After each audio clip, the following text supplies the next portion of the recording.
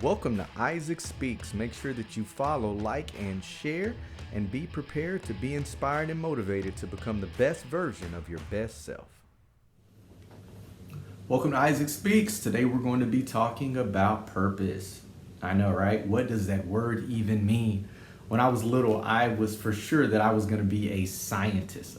I thought that the whole world was just beautiful. I remember seeing a dinosaur skeleton and I was just like, oh my God, they're that big. And it was just like, wow, I'm going to dig in the dirt for the rest of my life. And I thought for sure that was where I was going. Then around the third grade, as I put in previous videos, I started playing football, and then everything changed because my whole life became about sports. I remember grown men, they would come up to us and they would be like, y'all are going to be the group. Y'all are the ones that are going to win the state championship. Y'all are going to go national. Y'all are going to be the best football team ever.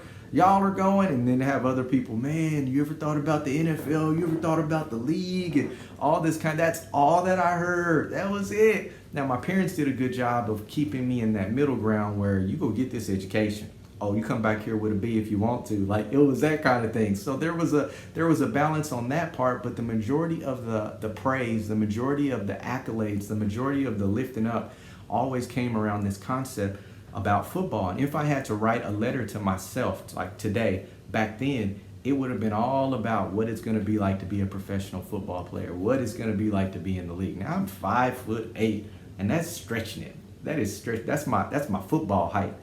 And I was 5'8", 100 and nothing. But somewhere in my head, in my small little circle, my brain, I was like, oh yeah, baby, I'm one of the fastest people in the city. It's going down.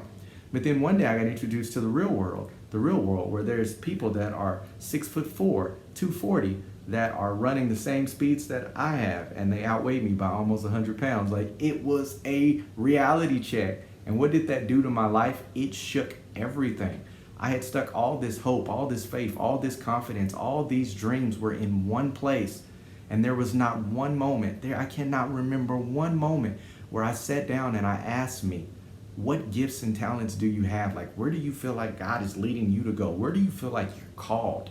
Is there something about your brain that brings you joy? One of the hardest things that we have to convince young people of these days is that your most important aspect to your reality is not how fast you can move your legs. That there's this thing on your head that is one of the most powerful tools known to the universe, known to all created things. Like, it is special and you have it, and within your tool it's wired and configured to do things and manipulate and operate in a way that other people can't do. And if you can master that, if you can conquer that, if you can develop that, then you can bring out of that things that nobody else will be able to get. And here's the catch, and I hope you're listening to this is deep. Everything that we desire, I've said this before, is on the other side of a changed mindset. It's in the changing of our mindsets that we begin developing our gifts. But here it is. What the world is looking for is not your mindset. The world is looking for the gift. And what the world does is they equate value based on your gifting.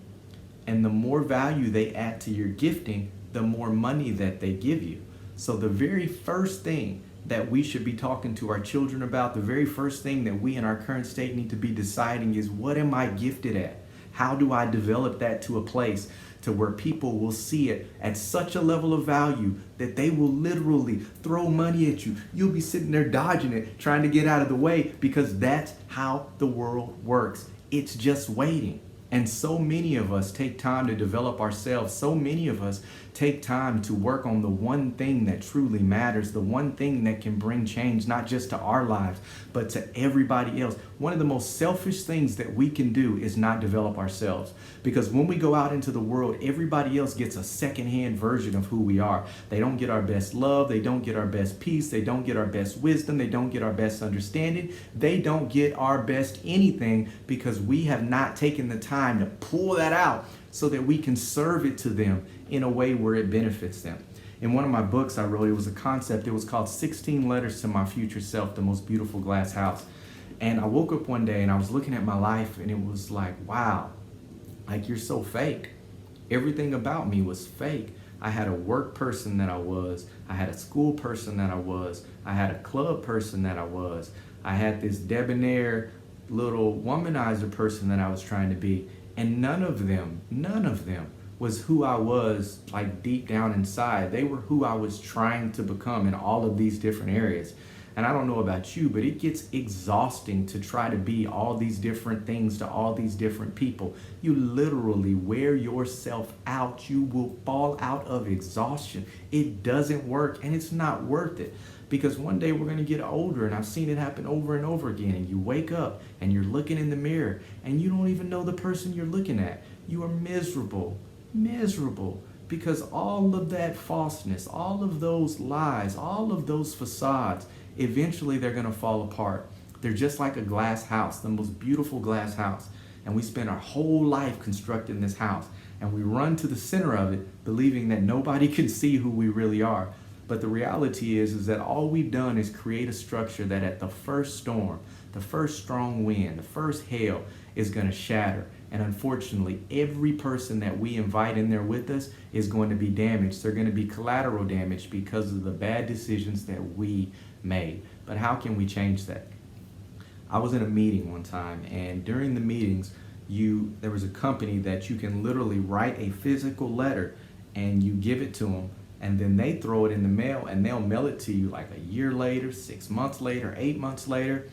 So by that time, I had totally forgot about this letter. Like, it was out of sight, out of mind. And then I get a letter in the mail. My wife's like, "Hey, this is for you, from you." I'm like, "What are you talking about, you crazy girl?" And I go, and it's a letter. It's for me, from me. And I open it up because by now I have totally forgot about everything that's in the letter. And when I went through and I started reading it line by line, I don't know what was going on during that moment, but I was so encouraging myself. Whenever you get this, don't be in the same place. Whenever you get this, look, you're not using your time wisely. You have to do better. Whenever you get this, please make better decisions for us. And it was line after line after line after line of conviction. And so that occurred to me. I wrote this book, 16 Letters to My Future Self, because there are all these areas in life where if we could speak to ourselves in the future, what would we say? What would I tell me about the people that I'm currently hanging out with in the future?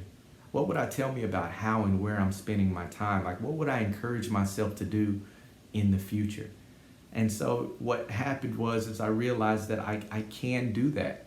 I literally can start living my life in preparation for the person in the future that I'm trying to protect. I literally can make decisions today that will impact my forever. And here's the crazy thing. So can you. That's life. That's development. That's growing up. That's maturity. That's what it means to finally grasp the fact that you have a purpose and that you can choose to willingly start chasing it, that you can choose to willingly go for it, that you can choose that whatever it is that life has for you, come hell or high water, you're going to kick down the door, climb over the wall, fight through the guard. Whatever it takes to get there, you will get there, because living a life that is below your potential is just unsatisfactory, and you will not let it come to pass. And it's until we get that mentality about us that nothing changes. Nothing changes.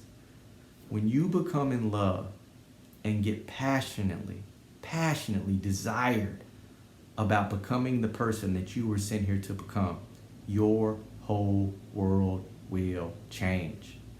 And no one will be able to stop you. Negativity won't stop you. Despair won't stop you. Obstacles and roadblocks won't stop you. You will begin to see the truth and reality that every person that begins on this journey to purpose eventually comes to. We all wake up to realize that all of the crisis, all of the trials, all of the things, not only were they sent there to help develop something in us that we were going to need later, but the shadow that was being cast, that dark moment, that dark shadow that was being cast was nothing more than an even bigger opportunity that we just had to get through the darkness to get to. We can do it. You can do it. There is something great in you. There is something great in you. But you have to believe that. You have to believe that before anything will change. Thank you so much for joining us today on Isaac Speaks. Don't forget to follow, like, and share, and stay tuned for more awesome content that's going to help you develop into the best version of your best self.